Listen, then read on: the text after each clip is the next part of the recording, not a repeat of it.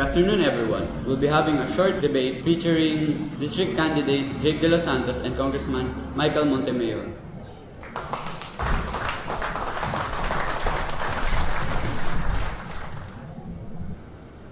The first question goes to Congressman Michael Montemayor. What are your opinions about the increasing influence of illegal drugs in our barangays? You have 1 minute. I would like to thank you for your question. Illegal drugs are gradually tightening their grip around our communities. And how does this affect us? Our families, especially our children, are exposed to the terrible effects of these horrendous substances. And you know what? I found out that a large number of criminals are users of these illegal drugs. Therefore, if my plans to eliminate all drug pushers and dealers in this area is to be implemented, then I can eliminate all criminality as well. It's like taking 2 birds with 1 stone. Also, who would want our children to be future drug users and criminals? Of course, no one does.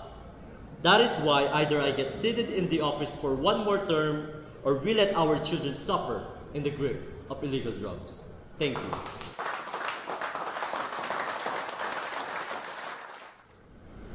Mr. De Los Santos, you have 1 minute to rebut. Mr. Montemayor, why are you telling us these fallacious statements? Please tell us why you think you can fool us all with what you're saying today. Also, ladies and gentlemen, Mr. Montemayor's cousin was arrested just last week as one of the leaders of a notorious drug syndicate.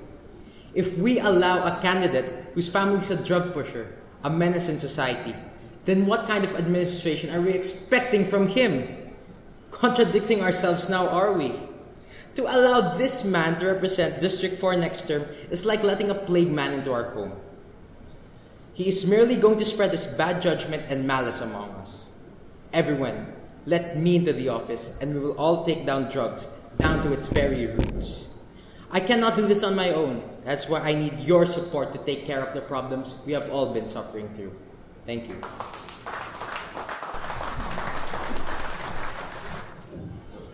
Again, we have District Candidate Jake De Los Santos. What are your opinions about same-sex marriage? I admit, there may be a lot of people in this room who feel uncomfortable about this. But either we talk about this now, or we allow unfairness and discrimination to continue. I believe that everyone has a right to be happy, regardless of their race, religion, status, or sexual orientation. To support otherwise is to be heartless, denying our brothers and sisters the simple right of being happy. If their idea of happiness is to be lawfully married, then we should let them. Look, the United States legalized gay marriage earlier this year, and people on social media have been clamoring for their support. All of them are supporting it. Then why are we not doing the same? My advocacy is simple and just, because I support basic rights that everyone deserves, and that itself is also right and just.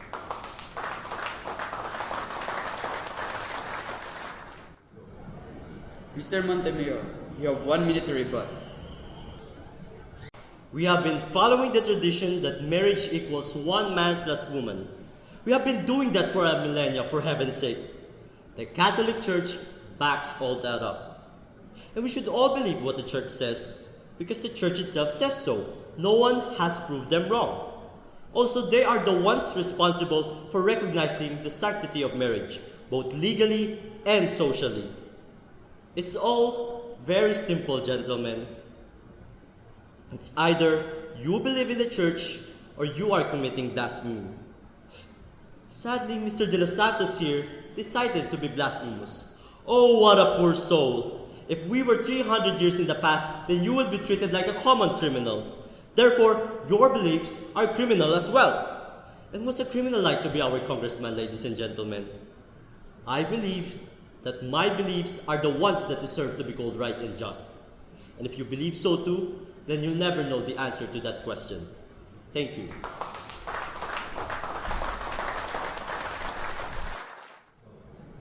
Thank you for your answers, gentlemen. Finally, for the last question for Congressman Michael Montemayor, what is your opinion about political dynasty here in the Philippines? To be really honest, everyone, I see nothing wrong with having relatives being in the administration. I see nothing wrong with having a family that serves the people to the best of their abilities. In fact, to believe otherwise is to detest the freedom to serve the people. If we allow mitigating that, then what's next? We are going to limit the freedom of expression. We are going to limit the freedom to possess properties.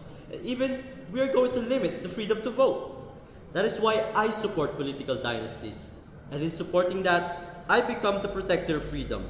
I value the liberty and independence our country has longed for centuries. Support me, and I will tirelessly fight for our freedom to live a good life and to exercise the rights we rightfully deserve. That is why, ladies and gentlemen, we shall not forget, with me, Angelo Santos, the country is my boss. Thank you.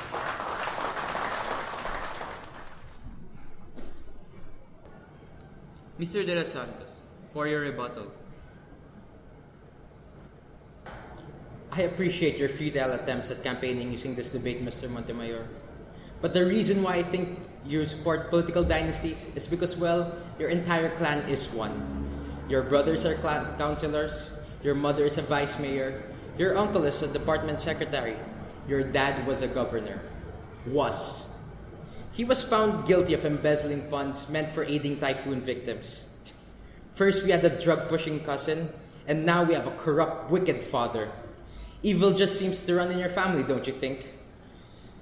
They also say that you use hired guns to assassinate both your political and business adversaries. Mr. Congressman, I think it's time to end all the dirty and evil tricks you've been using and will plan to use. Everyone, let us all together fight against corruption and impunity. Together we will all strive for justice, fairness, and progress, or we shall die trying. Thank you.